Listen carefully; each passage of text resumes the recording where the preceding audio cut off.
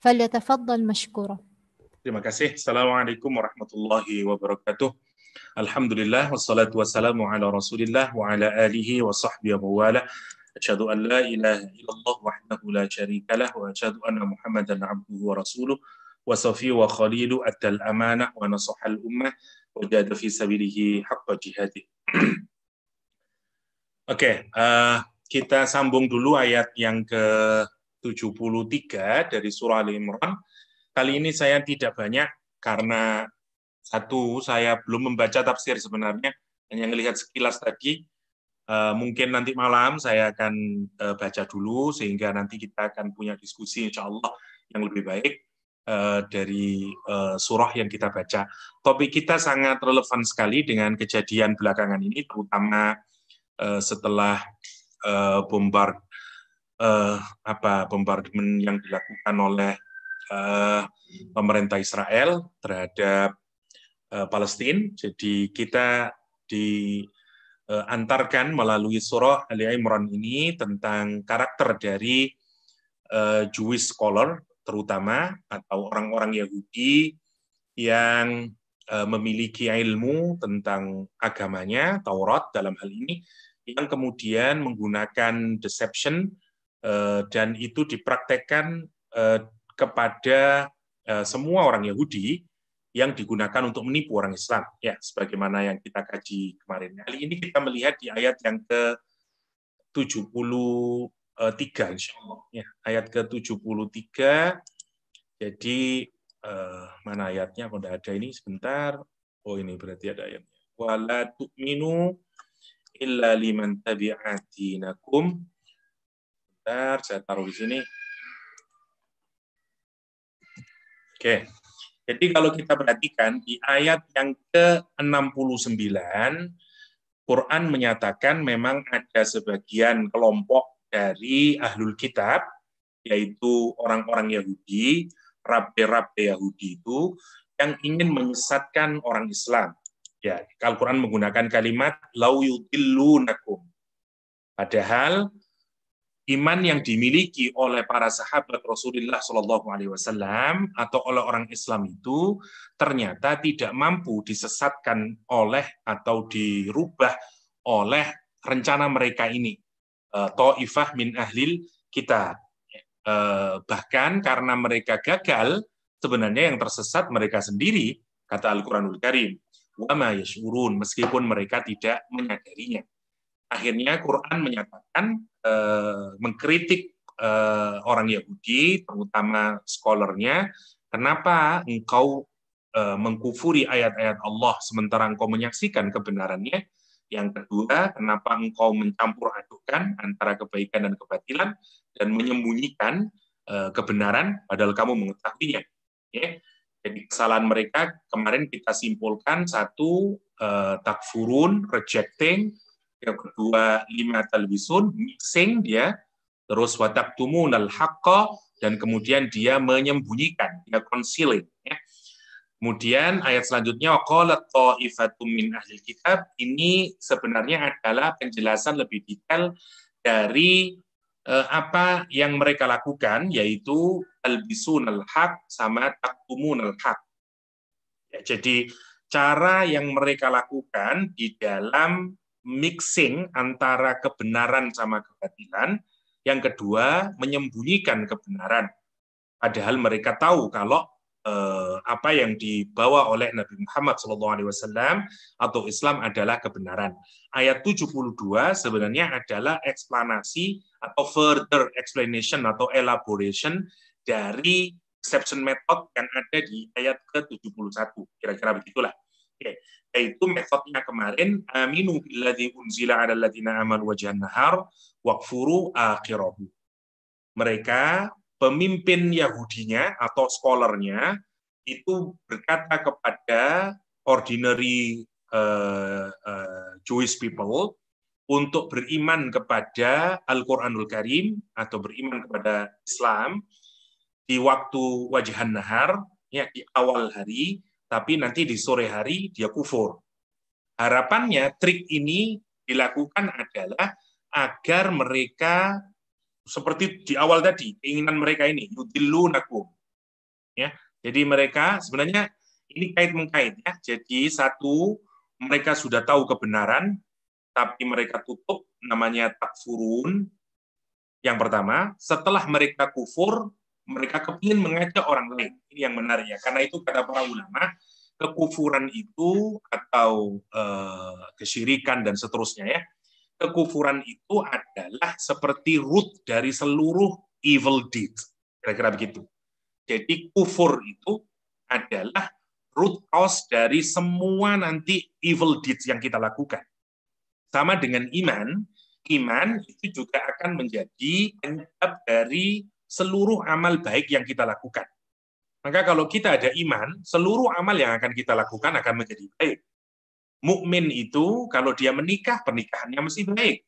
Mukmin itu kalau dia bekerja, pekerjaannya mesti akan baik. Mukmin itu kalau dia belajar, pelajarannya mesti akan baik. Gitu. Kenapa? Karena dia memiliki iman sebagai pijakan dasarnya, sebagai foundation-nya. Karena itu kekufuran itu nanti akan mengenerate evil deeds dan seterusnya. Nah, lihat ini para scholar ini mereka tahu kebenarannya. Karena itu Quran menyatakan lima takfurun, gitu kira-kira. Dan karena mereka melakukan kufur, maka kemudian kekufuran ini tidak berhenti. Dia punya domino effect. Akibat kekufuran itu, mereka kemudian melakukan yudillunakum. Ini yang menarik. Sama seperti setan. Setan itu mengkufuri dan dia tidak mau masuk neraka sendirian. Dia ngajak orang lain untuk masuk neraka. Sama, jadi orang kalau setan motifnya adalah bagaimana dia tidak sendirian masuk neraka. Kira-kira begitulah. Atau yang kedua, karena dia benar-benar ingin membuktikan bahwa memang manusia itu tidak layak dipilih sebagai khalifatullah fil ard. Kan itu kalau kita lihat motifnya dalam Al-Quranul Karim. Tapi kalau Yahudi ini nanti menarik, motifnya bukan saja membersamai mereka di dalam kekufuran, tetapi juga mereka ingin motif duniawi itu, sebagaimana yang kita ketahui. Dia tidak ingin political and economical establishment yang mereka sudah rasakan itu kemudian berubah ketika mereka menyatakan kebenaran. Karena tentu nanti akan ada perubahan power di masyarakat, dan itu tentu saja tidak diinginkan oleh para scholar. Ya, sebagaimana yang pernah kita jelaskan kemarin, bagaimana ilmu itu kadang kemudian kalau sudah mendapatkan buahnya di masyarakat bisa melahirkan keburukan ya bagi orang yang kemudian mengejar dunia dengan ilmunya itu, sebagaimana para Jewish scholar. Nah, kira-kira begitu. Nah, cara dia untuk melakukan penyesatan ini atau yang Al-Quran menyebut lau yudillunakum ini adalah dengan cara ini. Urutannya begitu. Jadi kalau saya urutkannya untuk mudahnya dulu. Jadi kalau kita urutkan, yang pertama kufur. Kufur itu kemudian mengenerate perbuatan yang buruk lagi. Nah, namanya mengantarkan orang kepada kesesatan, ya dhalalah. Ya, ngajak orang untuk dhalalah. Caranya adalah di dalam Al-Quran tadi disebutkan dengan metodenya, deception metodenya adalah 1, 5 talbisu, talbis yang pertama. Yang kedua taktumun dengan taktumuna. Ya, 5 talbisu. Yang pertama talbisuna sama taktumuna. Oke, ini talbisuna sama taktumuna metodenya yang mereka lakukan. Oke. Lebih detailnya lagi bagaimana mereka melakukan talbisuna sama taktumuna. Taktumuna adalah detailnya kita kemarin beriman di awal hari, terus kufur di akhir hari. Ya, aminu wajhan nahar, wakfuru akhirahu. Kalau kita singkatnya, aminu wajhan nahar, terus wakfuru akhirahu. Nah, itu polanya. Kalau kita perhatikan sekuennya di ayat ini. Oke. Jadi ini kita lihat dulu dari ini sebenarnya sifatnya lebih khusus Jewish scholar ya atau rabainya. Ini rapenya, iya kayaknya. Nggak tahu saya udah. Kalau keliru spelling, dibenerin sendiri. Jadi, jadi ini sebenarnya awalnya adalah menyangkut ulama mereka. Sekali lagi ya, bukan menyangkut orang Yahudi secara general sebenarnya. Karena itu Al-Quran menggunakan kalimat ta'ifatum min ahlil kitab. Ya, karena kita harus hati-hati, sekali lagi prinsipnya tadi, Al-Quran bicara tentang ta'ifah, group within Jewish community, yang namanya ta'ifatum min ahlil kitab. Ya. Atau kalau kita lihat, mereka ini siapa? Jewish scholar-nya. Kalau sekarang ya ini yang pemrakarsa Zionism, atau kalau kita lihat orang-orang di balik Israeli government dan seterusnya, itu namanya Jewish scholar atau rabbis. Nah, mereka ini tahu karena mereka yang tahu kebenaran sebenarnya, punya akses kepada Taurat, pada Talmud dan seterusnya, tapi mereka kufur. Akibatnya dia ingin menyesatkan orang lain, dolalah, ini sudah kepada orang lain sekarang, kufur terhadap dirinya sendiri, dolalah ini kepada maunya ke siapa? Ke orang mukmin, ke orang muslim. Ya. Dia mau orang Islam itu tersesat ya dengan cara talbisuna taktumuna. Caranya adalah aminu wa jannahar, beriman di awal hari, wakfuru akhirahu, terus kufur di akhir hari. Itu kemarin yang kita bahas. Nah, ayat selanjutnya ini lebih mendetailkan aminu wajhan nahar sama wakfuru akhirahu. Okay? Jadi ini yang pertama aminu wajhan nahar. Okay? Yang kedua di ayat selanjutnya itu dua.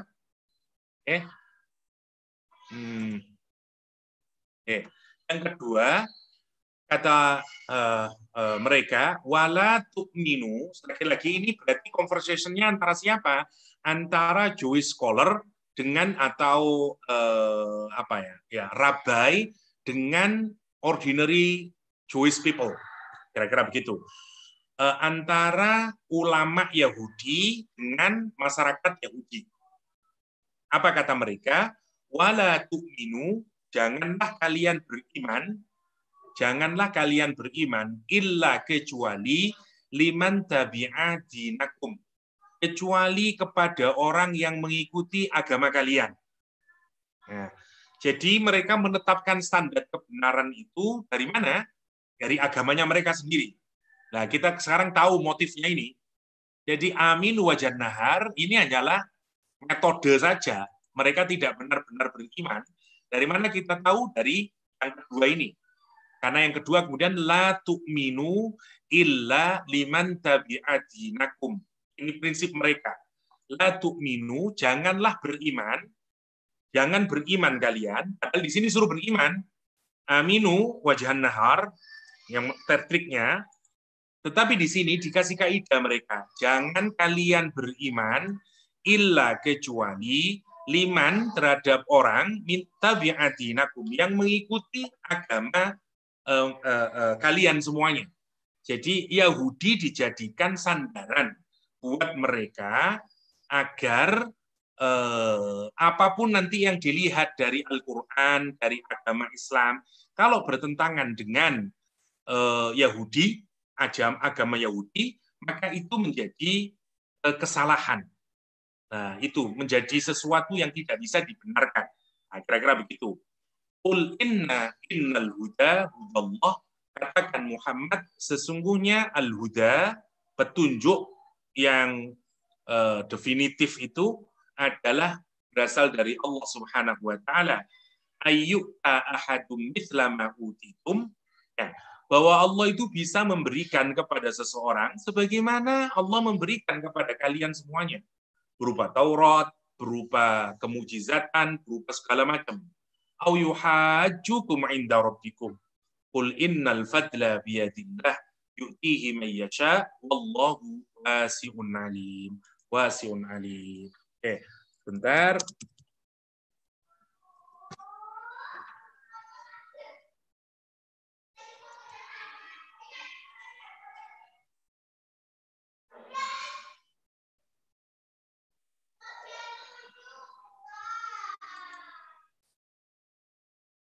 Oke, sebentar.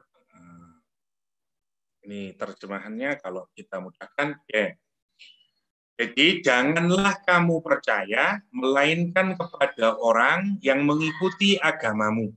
Katakanlah, sesungguhnya petunjuk yang harus diikuti adalah petunjuk Allah Subhanahu wa Ta'ala. Ini prinsipnya. Kita kasih merah dulu. Oke, hudallah. Dan janganlah kamu percaya bahwa akan diberikan kepada seseorang seperti apa yang diberikan kepadamu. Dan jangan pula kamu percaya bahwa mereka akan mengalahkan hujahmu di sisi Tuhanmu. Katakanlah, sesungguhnya karunia itu di tangan Allah. Allah memberikan karunia-Nya kepada siapa yang dikenakinya, dan Allah maha luas karunia-Nya, lagi maha mengetahui. Oke? Jadi kalau kita lihat dari ayat ini ada beberapa hal. Satu, ini liman tabi'a dinakum, ini prinsip yang nomor satu. Oke. Yang nomor dua, ayyuta ahadum mislama utitum, yang nomor dua. Yang ketiga, au yuhajukum inda rabbikum, yang nomor tiga. Oke. Nah, cara untuk menolak deception mereka, satu, jawabannya ini innal huda hudallah. Yang pertama, nanti baru kita diskusikan. Yang kedua, innal fadla biyadillah. Oke, ini jawabannya. Oke.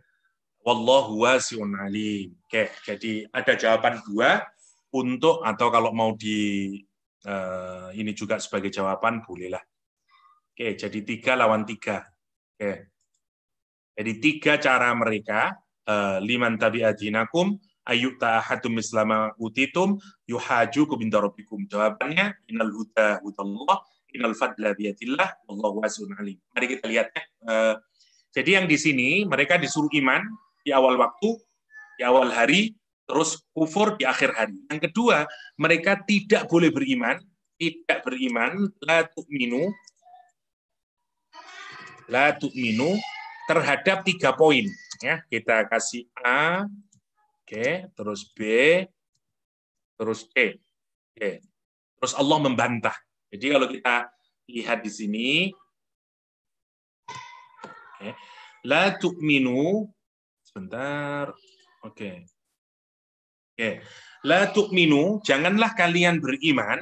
Jadi Raja Yahudi itu memberitahukan kepada orang-orang Yahudi ya cara untuk membuat orang Islam itu tersesat, dolalah, yang kemudian kembali lagi kepada kesesatannya.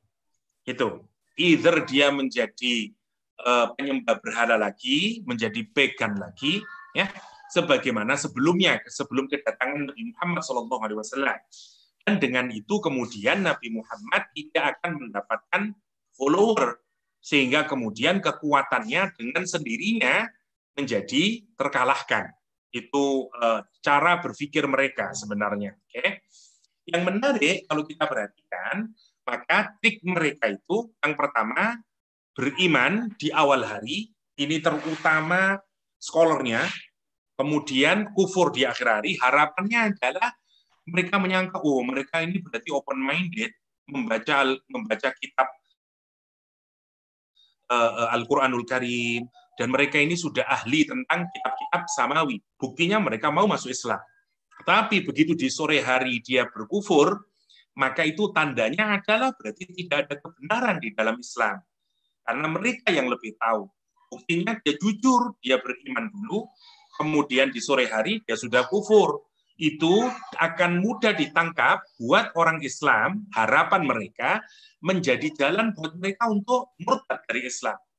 Karena kalau orang yang soleh saja, atau orang yang alim saja, scholar, itu sudah menerima, kemudian keluar lagi, itu tandanya berarti ada yang tidak benar ini. Kira-kira begitu harapannya. Maka mereka melakukan itu. Tetapi trik yang kedua, aminunya ini, mereka masih ketakutan sebenarnya. Karena nanti kalau benar-benar mereka beriman, ya, meskipun di awal waktu, ya misalnya membaca kitab Al-Quran, dengerin, nanti mereka takut, jangan-jangan nanti benar-benar masuk Islam, benar-benar nanti beriman. Maka dikasih batasan oleh mereka. Satu, jangan kalian beriman kecuali liman tabi'atinakum, kecuali kepada orang yang mengikuti agama kalian. Jadi Yahudi sebagai standar dulu, ya. Jadi kalau tidak sesuai dengan ajaran ya Yahudi, maka itu berarti tidak benar. Yang pertama, poinnya. Jadi dia ngasih batasan illa liman tabi'a dinakum. Jadi nanti apapun saja kalau Nabi Muhammad itu kok bertentangan dengan Yahudi, berarti tidak benar. Itu poin pertama yang mereka lakukan. Yang kedua, kata dia jangan pernah percaya atau beriman bahwa selain orang Yahudi itu akan diberikan keistimewaan seperti orang Yahudi.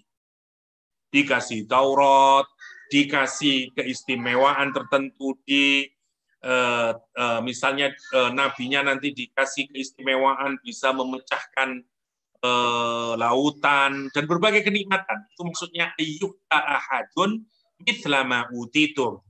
Ya, jadi misalnya seperti Nabi Musa yang diberikan berbagai kenikmatan sebagai nabinya orang Yahudi, maka mereka sudah membatasi kalau nanti Muhammad mengklaim bahwa dia juga menerima Al-Quran, nggak mungkin itu. Tuhan itu tidak akan memberikan keistimewaan kepada selain orang Yahudi. Kira-kira begitu poinnya. Itu poin yang kedua. Poin yang ketiga adalah kata dia, atau nanti mereka tidak akan bisa mengalahkan di hadapan Allah kalau berhujjah. Kalau adu argumentasi di hadapan Allah Subhanahu wa taala, mereka pasti akan kalah hujahnya. Wah, itu ada 3 poin yang digunakan oleh orang Yahudi untuk membatasi agar jangan metode dia ini nanti bisa berakibat buruk terhadap mereka sendiri, sehingga mereka membatasi dulu. Jadi mereka menyebarkan ini kepada siapa? Kepada masyarakat mereka sendiri. Ya, dan ini dijadikan standar mereka. Nanti akan kita lihat kenyataannya di dalam bagaimana praktek politik atau apalah yang dilakukan oleh orang-orang Yahudi. Menarik kalau kita pikirkan. Standarnya itu satu. Agama terbenar adalah agama mereka. Selain itu semua salah. Satu. Yang kedua, tidak ada orang yang diberikan keistimewaan seperti mereka. Dalam kaitan ini, nabinya atau mereka sebagai people. Yang ketiga, mereka kalaupun argumentasi, adu argumentasi sampai di hadapan Tuhan, mereka tidak akan pernah kalah. Kira-kira begitulah. Ya, jangan pernah menerima argumentasi mereka, jangan pernah membenarkan argumentasi mereka, jangan pernah mengalah dengan argumentasi mereka. Masya Allah ya. Dan ini cocok sekali kalau kita perhatikan dengan bagaimana orang-orang Yahudi hari ini. Yang ngeyelnya Masya Allah. Satu, illa liman tabi'adinakum. Standar kebenaran agama itu, kata dia, illa liman tabi'adinakum. Hanya kepada orang yang mengikuti agama mereka, din mereka. Menarik, cara mereka. Dan mereka tidak akan terbuka dengan cara apapun. Misalnya melihat saling adu teologi, katakanlah terbuka, melihat, enggak. Makanya menarik, ada channel YouTube yang menarik yang selalu menanyai orang Yahudi dan orang Islam, itu ternyata ada hal yang menarik begitu misalnya ditanyai tentang dicantai tentang bagaimana Nabi Isa atau Nabi Muhammad, itu menarik jawaban mereka itu. Menurut saya secara mudah itu kelihatan sekali perbandingannya antara orang Islam dengan orang Kristen sama orang Yahudi. Secara umum ya. Orang Islam sejelek-jeleknya masih atau orang Nasrani lah masih tahulah tentang Ka'bah atau tentang apalah atau tentang berbeda dengan orang Yahudi. Yang menarik kalau kita lihat, semua standar cara dia memahami didasarkan atas mereka. Illa liman tabi'a dinakum, yang pertama. Yang kedua, mereka tidak pernah percaya itu orang lain memiliki keistimewaan. Karena itu misalnya, mereka tidak percaya Maryam itu memiliki anak tanpa seorang suami. Tidak ada orang Yahudi yang percaya itu. Kata dia itu tidak mungkin. Yang pertama, mereka tidak percaya ada Muhammad SAW yang mendapatkan wahyu. Dan mereka tidak percaya, dan seterusnya. Jadi lihat selfishness-nya, dan egoismenya mereka, kita akan bisa melihat melalui ayat ini. Ayu ahadun mithlama utitu. Tidak harus ada, harus tidak ada kelompok manusia yang memiliki, yang diberikan keistimewaan sebagaimana mereka. Masya Allah. Ya. Jadi satu, mereka mengukur ukuran itu hanya dengan standar mereka sendiri. Yang kedua, orang lain. Jadi kalau kita mudahkannya, standar itu harus dari mereka sendiri. Jadi karena itu kalau ada perdamaian atau apalah, ya selalu kalau itu datangnya bukan dari Israel, ya tidak akan pernah bisa dipenuhi oleh mereka. Karena memang standar mereka itu apa kata mereka sendiri. Ya susahnya minta ampun. Ya. Semua orang Israel kalau ditanyai, kalau kita mau tanya baik-baik, kenapa Anda menempati rumah orang lain, ya, mencuri tanah orang Palestina? Jawabannya menarik sekali. Semuanya mereka kembalikan kepada bahwa itu adalah pemberian dari Tuhan kepada Bapak kami Ibrahim. Nah, terus gimana kalau orang menggunakan standar yang kayak begini ini? Tidak bisa diskusi kita kalau kayak begitu. Padahal kalau kita rujuk, justru orang pertama yang menempati Israel, Palestina, justru orang Arab. Justru orang Arab. Dan itu dibenarkan oleh kitab Taurat sendiri. Karena saya lupa, 5.000 tahun atau kapan baru orang Yahudi memasuki Palestina. Jadi ini seperti rantai yang nggak pernah ada putusnya kalau kita pikirkan. Ya. Misalnya klaim orang Yahudi sekarang, kenapa dia menempati tanah Palestina adalah karena itu kami hanya mengambil hak kami. Karena dia merasa bahwa Allah itu memberikan tanah Palestina itu kepada bapaknya, yaitu Ibrahim alaihissalam, dan kepada Musa alaihissalam. Karena itu dia hanya mengambil hak mereka.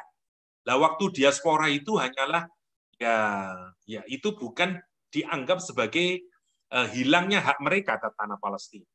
Sementara orang Palestina sendiri menyatakan bahwa enggak, kami sudah beratus-ratus tahun di sini dan seterusnya. Dan sebenarnya argumentasi itu kalau dibangun lagi, justru yang menempati awal Palestina justru orang Arab, bukan orang Yahudi. Ya, tapi sekali lagi lihat standar mereka persis bagaimana Al-Quran. Illa liman tabi'a dinakum. Atau dalam bahasa kita sekarang, kalau mau pakai standar untuk mengukur kebenaran dan kebaikan, standarnya adalah kamu. Standarnya adalah our din, our tradition, kira-kira begitu. Our religions, karena our lifestyle. Din itu maknanya bisa ke semuanya. Ya. Jadi itu yang jadi ukuran, standar mereka sendiri. Jadi meskipun di sini ini aminu wa jannahar, tapi aminunya difilter dengan ini. Kamu berimanlah, tapi standarnya pakai kita. Liman tabi'a dinakum. Yang kedua, pastikan orang lain tidak memiliki keistimewaan sebagaimana kita. Termasuk nabinya, termasuk diri kita. Dan jangan pernah menerima argumentasi mereka. Bahwa kamu akan selalu menang dalam argumentasi. Ya, maksudnya adalah argumentasimu pasti akan benar, bahkan saat di hadapan Allah Subhanahu wa Ta'ala. Itu ayat ini membicarakan itu. Karakter selanjutnya dari metode penipuan yang dilakukan oleh Jewish rabbis, ya, atau aminu wa jannahar waqfuru akhirahu, kemudian ditambah la tu'minu illa liman tabi'atinakum, baru sampai yang ketiga. Jawabannya kata Al-Quran juga ada tiga. Jawabannya adalah satu, untuk menyatakan bahwa enggak harus ngikut dari Yahudi. Quran menyatakan enggak. Buddha itu, petunjuk yang benar itu hanya dari Allah, bukan dari manusia. Karena lihat, kalimatnya itu bukan dinullah. Benarnya, perhatikan ya. Jadi kalimatnya itu bukan illa liman tabi'a dinakum. Bukan illa liman tabi'a dinallah. Oke, kita lihat dalam konteks umat Islam hari inilah. Ada kita masuk pemikiran dalam Islam, ada yang ikut Salafi, ada yang ikut misalnya Ikhwanul Muslimin, ada yang ikut Malaysia yang tradisional Malay, katakan, dan seterusnya. Dan masing-masing mengklaim untuk kebenaran yang paling benar adalah pemahaman mereka sendiri. Dan itu sebenarnya watak Yahudi, begitu itu. Kalau kita mau terbuka, jangan menggunakan ukuran kamu sendiri sebagai ukuran kebenaran. Kalau mau terbuka, lihatlah semuanya. Bagaimana mereka punya penafsiran, bagaimana kelompok yang lain punya penafsiran, bagaimana dan seterusnya. Duduk bersama, lihatlah itu maksudnya. Yahudi enggak. Yahudi enggak. Pokoknya menurut mereka. Karena itu dinnya itu dikaitkan dengan kum. Ya, dia di-attach dengan kata kamu, bukan di-attach dengan Allah SWT. Ini miliknya Allah, bukan miliknya orang Yahudi. Ini yang menarik. Yang menarik, tidak hanya orang Yahudi, bahkan kalau kita pikirkan, mental ini bisa ada pada semua agama sebenarnya. Termasuk kita umat Islam. Misalnya teman-teman Salafi, ngukurnya yang benar pokoknya harus pemikirannya yang seperti Salafi. Kalau ada pemikiran agama Islam yang tidak Salafi, dianggap tidak benar. Misalnya, atau yang Ikhwanul Muslimin, yaitu kalau tidak pemahamannya itu berarti salah. Ini sebenarnya salah satu cara yang tidak benar. Kalau kita mau jujur, kembalikan. Mari kita lihat teks Qur'annya kayak apa, hadisnya kayak apa, kenapa terjadi perbedaan di dalam penafsiran, dan seterusnya. Itu caranya. Itu yang disebut. Jangan seperti orang Yahudi, illa liman tabi'a dinakum. Jadi filterisasinya itu dari situ. Itu yang pertama. Terus yang kedua, kalau ini sudah urusan pendapat, dia sudah mengagungkan pendapatnya dia sendiri, yang lain tidak, dan pendapat itu kemudian menjadi din. Ini yang menarik ya. Jadi din itu miliknya Allah. Tapi kan ada beginilah, ada religions, okay? Ada religiosity, ada religiosity. Kira-kira begitulah. Jadi kita harus bedakan. Religion itu miliknya Allah SWT. Tapi religiosity itu manusia. Ya, ini people yang melakukan, yang mengimplementasikan nilai-nilai agama itu. Dan tentu ada berbeda antara religiosity dengan religions. Kan kayak begitu. Quran itu menyebut dinakum. Lihat. Dinakum. Bukan misalnya Allah misalnya menyatakan ya inna dina indallah al-Islam. Jadi indallah bukan indal Yahud, bukan indal siapalah. Tapi indallah. Ini yang menarik. Lihat. Clearnya Al-Quranul Karim. Illa liman tabi'adinakum. Yang pertama. Oke. Jadi itu kira-kira poinnya. Mari kita lihat sedikit di An-Nukat. Saya belum baca semuanya. Saya ngambil dari 4 tafsir tadi.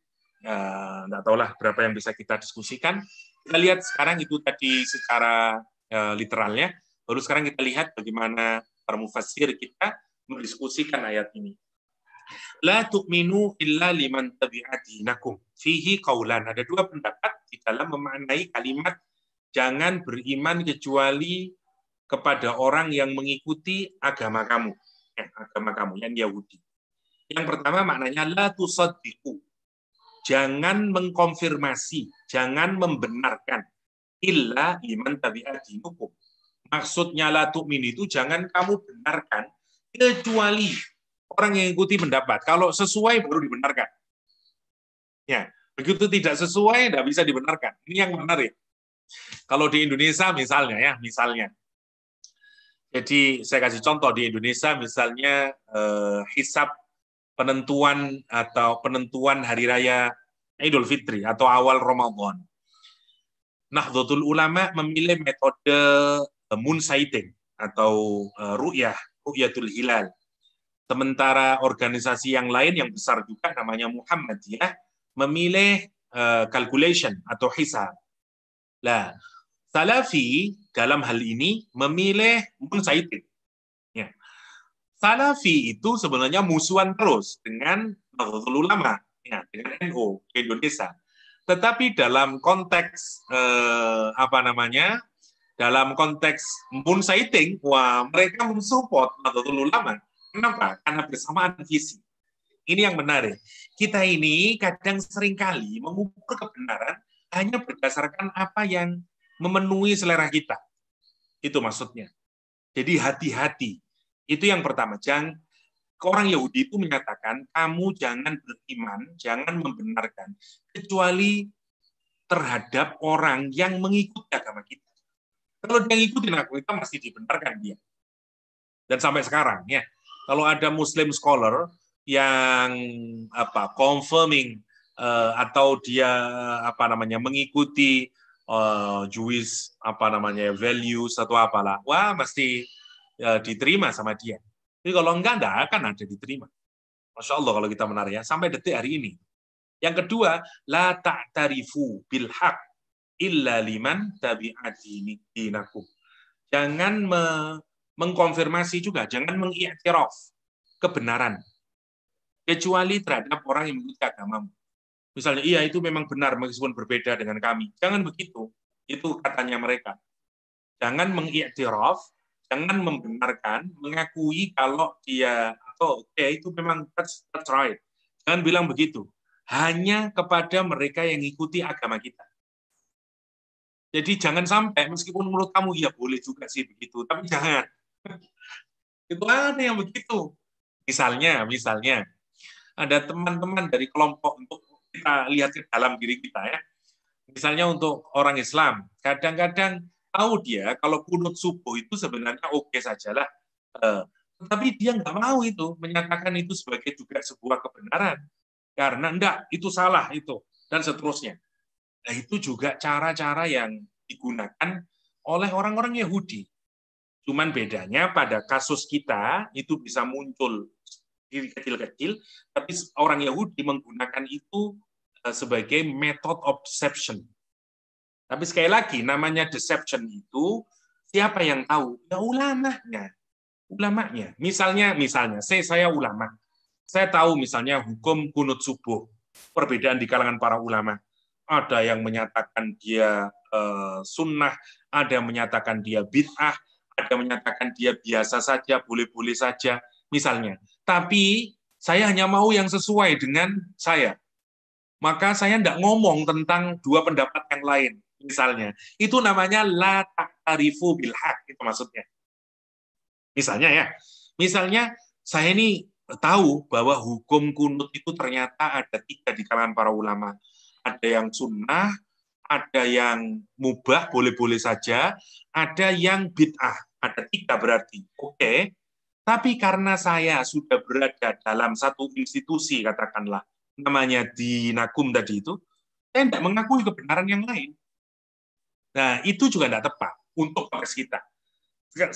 Lihatlah orang Yahudi, sama. Yahudi tidak mengakui kebenaran Islam, Yahudi tidak mengakui kebenaran Nasrani.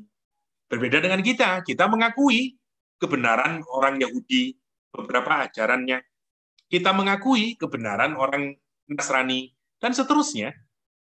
Kita karena ukuran kita bukan dinukum, ukuran kita adalah dinullah. Kita mengakui ada Nabi Isa, kita mengakui ada Nabi Musa, dan seterusnya. Itu yang menarik kalau kita pikirkan perbedaannya. Dan bayangin kalau ini kemudian digunakan sebagai method of deception-nya orang-orang Yahudi dalam konteks yang lebih luas. Karena kalau kita lihat konteksnya, ini kan berkenaan dengan bagaimana mereka mengeluarkan orang Islam agar kufur kembali. Maka dengan cara itu. Tetapi ini menjadi karakternya orang Yahudi.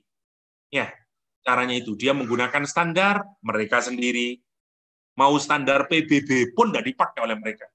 UN standar, they neglected. Masya Allah kalau kita pikirkan itu. Yang kedua, dia merasa dia sendiri yang punya kelebihan. Bahwa orang Palestina tidak punya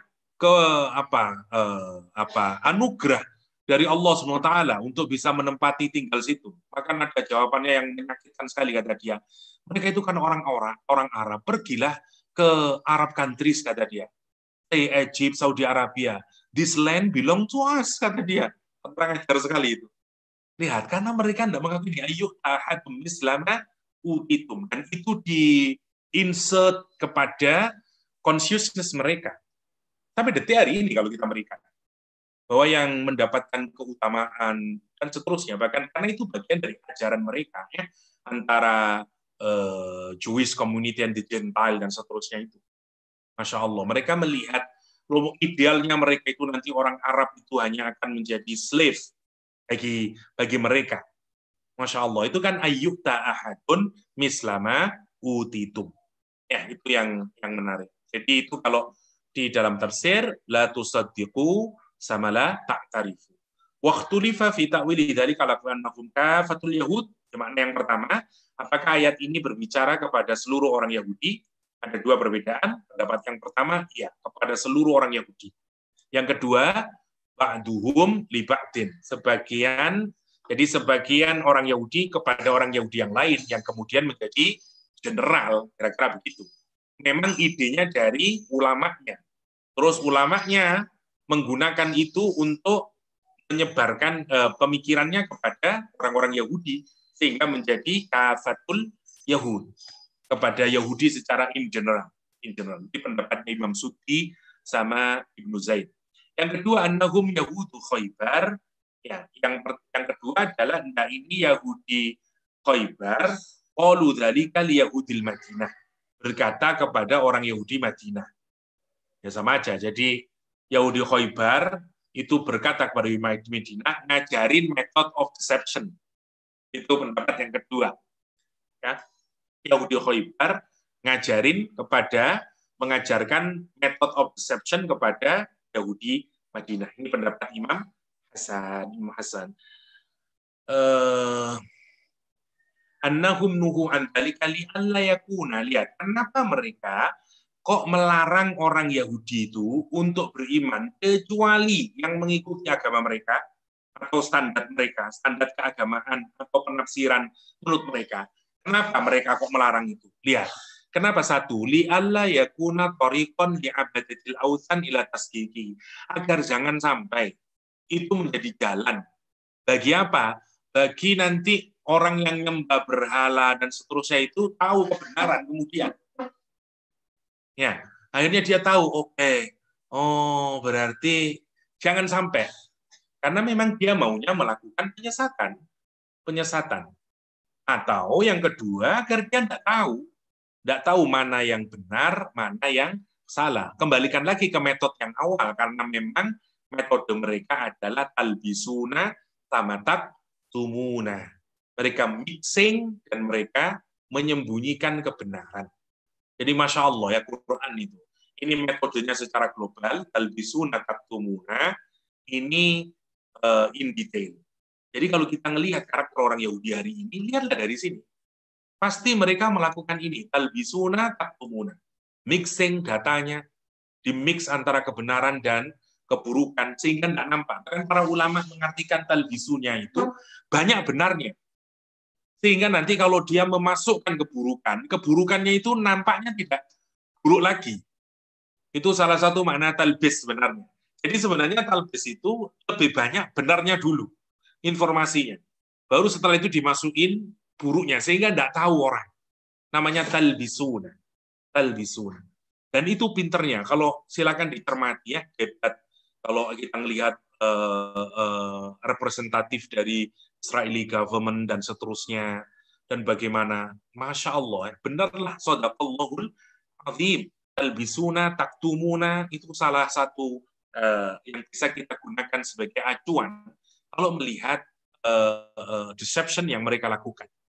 Menarik Al-Quranul Karim. Ya, menarik Al-Quranul Karim untuk menggambarkan, dan gunakan ini untuk melihat karakter mereka.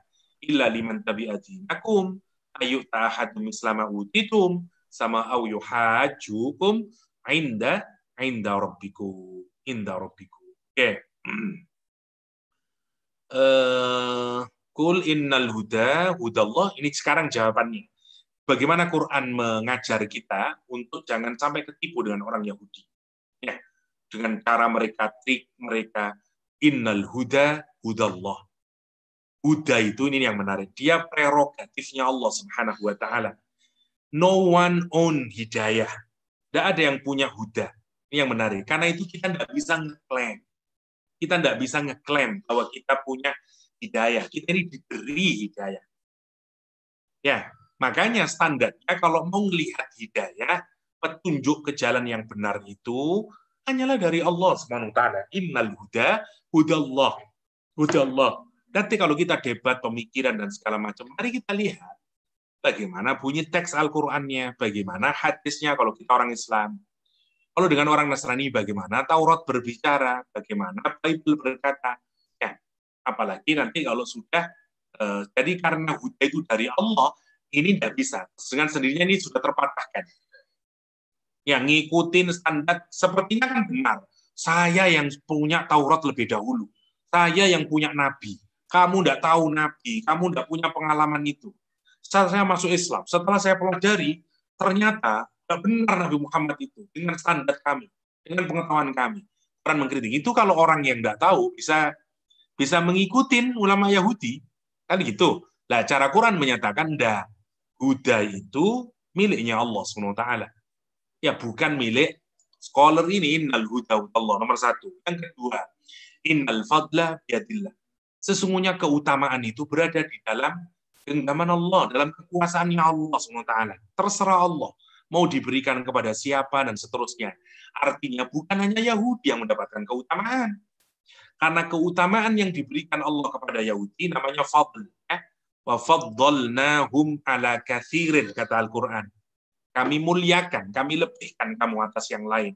Jadi fadl namanya. Karena Allah memang yang memberikan kelebihan. Tetapi itu bukan haknya orang Yahudi saja. Itu terserah Allah SWT.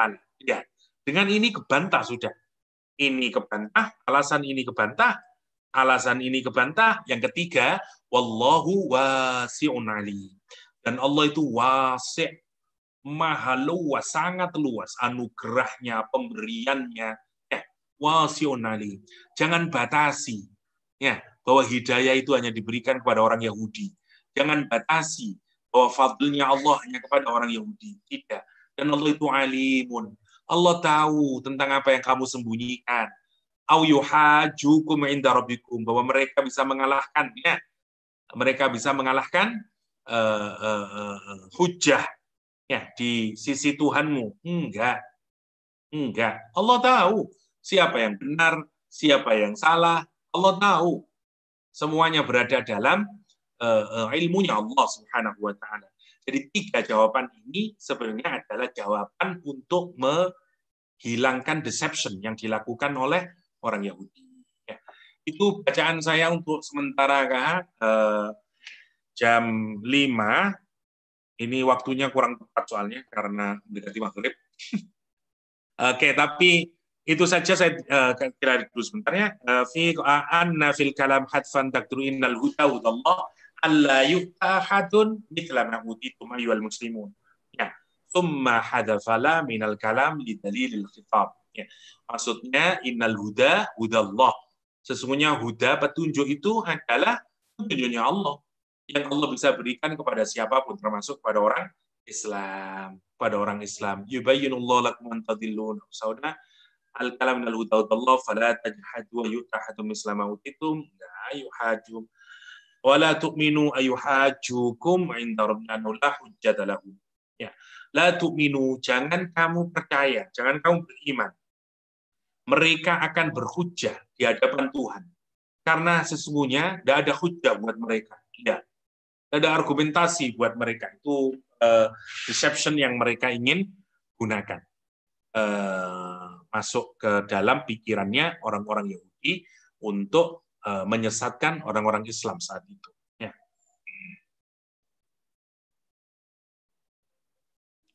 Oke, yahtassu bi rahmatihi may yasha, ini besok aja lah. Oke, untuk sementara itu saya sambung dengan ini dulu sebentar ya. Mungkin lebih detailnya kita lanjutkan besok hari ayat berikutnya.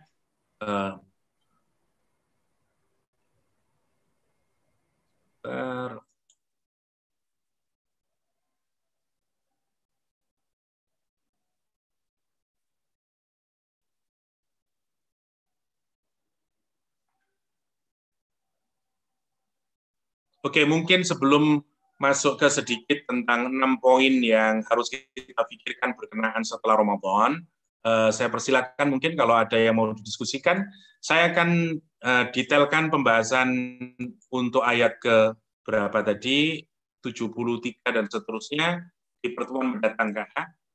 Oke, saya kembalikan lagi kepada Puan untuk sebelum kita lanjutkan ke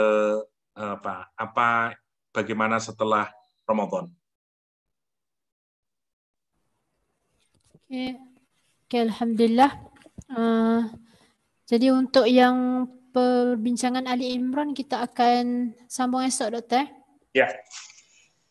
Jadi kita nak buka kepada perbincangan Yang itu dulu, kalau ada 1-2 yang mau didiskusikan sebelum kita masuk ke setelah Ramadan. 5 menit boleh ke doktor? Boleh, boleh.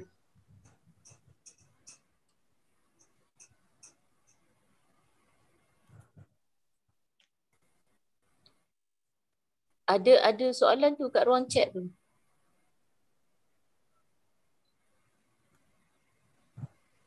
Okey.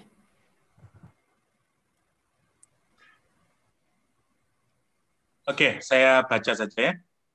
Selamat Hari Raya. Internet saya kurang stabil. Karena habis puasa, jadi internetnya tidak stabil. Sebab itu mereka yakin mereka the chosen one. Ya, yeah, that's true. Ya, yeah, memang itu masalahnya. Masalahnya mereka meyakini the chosen one dan mereka tidak meyakini Allah bisa memilih kelompok yang lain juga sebagai the chosen one. Itu yang jadi problem buat mereka. Adakah ini bermakna kita tidak perlu berdakwah? Tentu saja tetap berdakwah. Karena Nabi kita tahu bersama yang bahkan ayat-ayat ini turun kepada Nabi Muhammad, Nabi tetap berdakwah. Dan buktinya ada banyak juga orang Yahudi, bahkan scholar Yahudi yang juga masuk Islam. Ini kan metode mereka. Karena itu Quran menyatakan ta'ifatun min ahlil kitab. Ini sekelompok saja mereka mendeception. Ada masih orang-orang Yahudi yang memang menggunakan akal sehatnya, sebagaimana Abdullah bin Salam, ya Ka'bul Akhbar, Zaid bin Sa'na, dan banyak orang Yahudi di Madinah yang akhirnya masuk Islam. Demikian juga hari ini, ya, dan seterusnya. Lah, tapi ini kan cerita tentang karakter umum dari scholarnya Yahudi, ya, pada masa itu terutama, yang kemudian menggunakan metode deception ini, kemudian diberikan kepada semua orang Yahudi agar mereka menggunakan trik ini untuk mengelabui orang Islam. Kira-kira begitu poinnya. Ini tidak berhenti berdakwah, karena kita ini berhentinya berdakwah itu hanya ketika Allah menyuruh kita sudah tidak boleh mendakwai. Nah, masalahnya sekarang ini sudah tidak ada ayat Al-Quran yang turun. Ya, untuk kita berhenti jangan berdakwah lagi, misalnya, tidak ada. Karena itu kita terus dituntut untuk berdakwah, kira-kira begitu, kepada siapapun saja, hatta kepada orang Yahudi.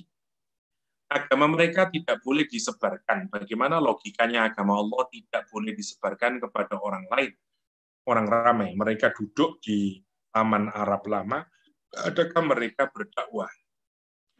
Saya tidak tahu apakah orang Yahudi, saya tidak expert di dalam Judaism, tetapi yang saya ketahui adalah ada film, saya lupa judulnya, yang cerita tentang rasisme atas nama agama yang dilakukan oleh orang Yahudi Israel kulit putih terhadap orang Yahudi Ethiopia. Kita tahu bersama salah satu klan, kalau kita runut ke atas, itu sebenarnya nanti ada yang ke Ethiopia, yang mereka merasa bahwa mereka juga salah satu keturunan dari Nabi Yakub alaihissalam. Kulitnya hitam, dan mereka menganggap mereka ini adalah true Jewish people, tetapi oleh orang Yahudi hari ini mereka itu tidak dianggap. Ada filmnya, saya lupa, cukup menarik, itu dokumentari movie yang cukup menarik untuk diikuti. Saya lupa, tapi jadi saya tidak tahu apakah Judaism itu juga missionary religions yang mengakui orang lain yang kemudian masuk Islam, masuk Yahudi sebagai orang Yahudi seperti mereka, itu yang saya tidak tahu persisnya. Karena yang saya ketahui Yahudi itu satu, memang mereka agama, tapi sekaligus menjadi identiti mereka sebagai sebuah big family gitu.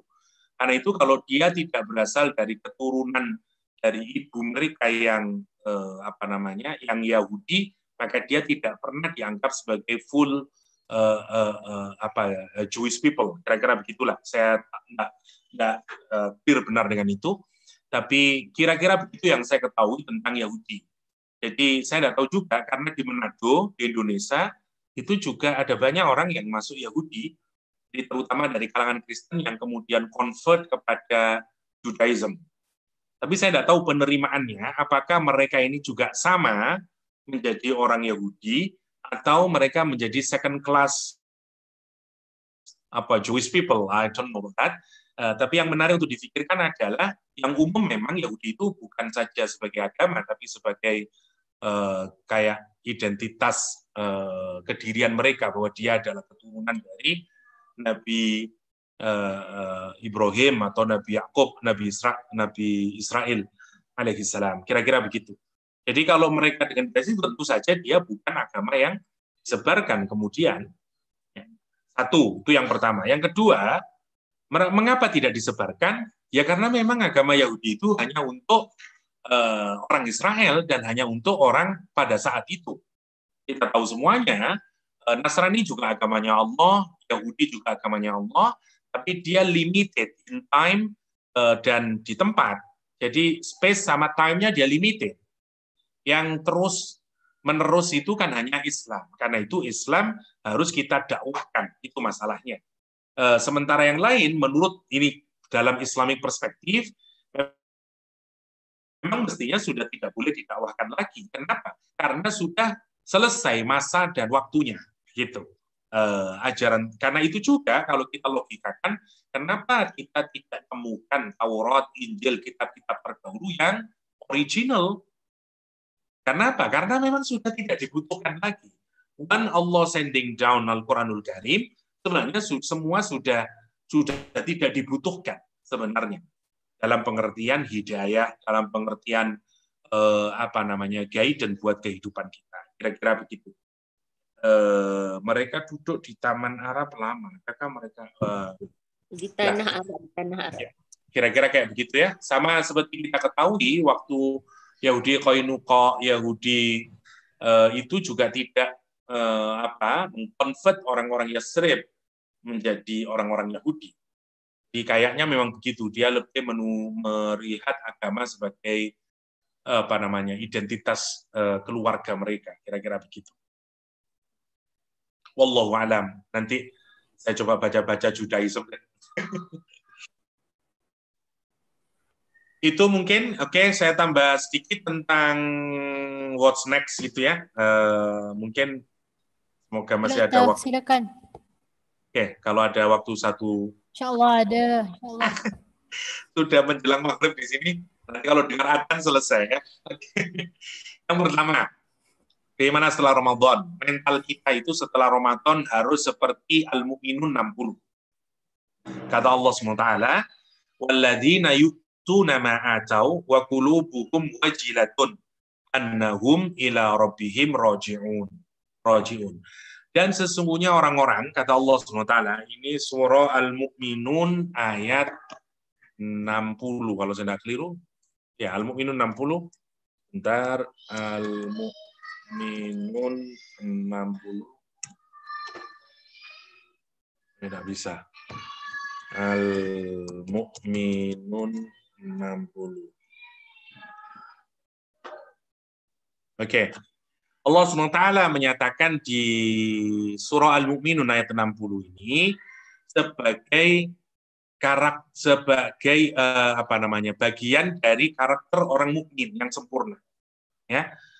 Kata Allah, walladzina yu'tuna ma atau, orang-orang yang memberikan apa yang telah mereka berikan dan hati mereka takut, kata Allah SWT. Ini yang menarik. Walladzina yu'tuna, dan orang-orang yang memberikan, kalimatnya menggunakan kata ata, ya, bukan ja'a, untuk menunjukkan memberikan dengan mudah mereka ini. Ini gambaran dari orang mukmin yang sempurna. Kalau dia bersedekah, kalau dia berinfak, tidak berat buat hatinya. Yang pertama, kalau dia memberikan apa yang telah mereka berikan, ya, wa qulubuhum wajilatun, dan hati mereka itu takut. Perhatikan ini, annahum, sesungguhnya mereka ila rabbihim rajiun. Ketika ayat ini turun, Aisyah bertanya kepada Rasulullah SAW. Kata Aisyah, ya Rasulullah, apakah orang itu yang takut hatinya itu mencuri, berzina, minum khamr, sehingga dia takut kepada Allah? Bukan, padahal kan orang ini habis berbuat baik. Dia habis sedekah, habis infak, tapi hatinya takut. Makanya kata Aisyah, apakah dia mencuri? Apakah dia berzina? Apakah dia minum khamr? Jawab Rasulullah, la ya binta Abi Bakrin. Tidak, wahai putri Abu Bakar. Ya bintas Siddiq. Tidak, wahai putri Siddiq. Walakinnahu alladhi yusalli wa yasum wa yatasaddaq. Enggak, mereka ini bahkan adalah orang yang sholat, puasa, sedekah, dan mereka ini takut kepada Allah Subhanahu wa Ta'ala.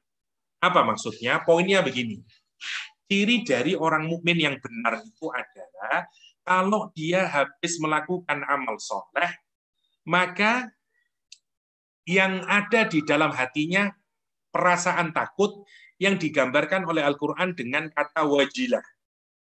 Bukan takut dalam pengertian yang lainnya, ada banyak rasa takut, sebagaimana yang pernah kita diskusikan, tapi wajilat itu begini, misalnya penggunaannya dalam Al-Quran, misalnya Allah menyatakan, idza dzukirallah, ya, apabila disebut nama Allah, wajilat qulubuhum. Hati mereka menjadi gemetar, hati mereka menjadi takut, karena mungkin awalnya kondisinya dia tidak ingat Allah. Misalnya dia sedang apalah sibuk dengan urusan pekerjaannya atau apa, tapi begitu dia diingatkan oleh Allah, itu masuk ke dalam hatinya, membuat gemetar hatinya karena teringat akan Allah SWT. Teringat surga, teringat neraka, teringat balasan Allah, teringat hukuman Allah, dan seterusnya. Nah, perasaan yang muncul setelah kita diingatkan, ada sesuatu yang baik yang kita sadari, namanya wajilah. Namanya wajilah. Nah, yang menarik, kata wajilah ini dipakai juga setelah orang melakukan amal baik, amal soleh. Ini menarik karena biasanya kita ini kalau habis melakukan amal soleh, kita berbangga, alhamdulillah. Ya, ini tapi Quran menggambarkan mestinya yang terbaik itu kalau orang mukminin itu wajilatun. Mari kita lihat sebelum kita mendetailkan ini. Sudah maghrib di sini. Sorry Wan, ini sudah maghrib. Ya. Jadi saya mohon maaf tidak bisa melanjutkan karena ya, kita harus sholat maghrib dulu.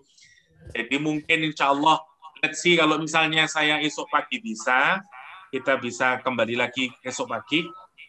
Saya coba selesaikan malam ini. Kalau misalnya student bisa dinego juga untuk dipindah, insya Allah besok pagi saya informasikan ke Kak Ha, sehingga bisa lebih mudah.